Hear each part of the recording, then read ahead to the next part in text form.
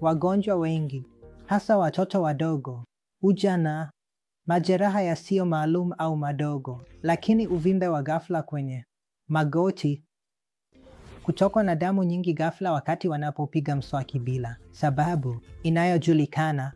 Wakati huo, tunafanya vipimo vinavyoitwa wasifu wa kuganda kwa damu, ambavyo vinajumuisha kipimo kinachoitwa APT na kipimo kingine kinachoitwa muda wa prothrombini.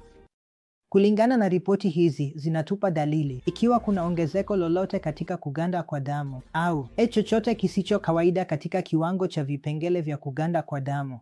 Na kwa hili, tunamalizia kwa kubadilisha vipengele hivi vya kuganda kwa damu na kuhakikisha kwamba kila wakati kuna uwezekano wa kutokwa na damu zaidi, kama vile utaratibu mkubwa uliopangwa. Tunatoa vipengele hivi vya kuganda kwa damu kinga ili kuzuia kutokwa na damu.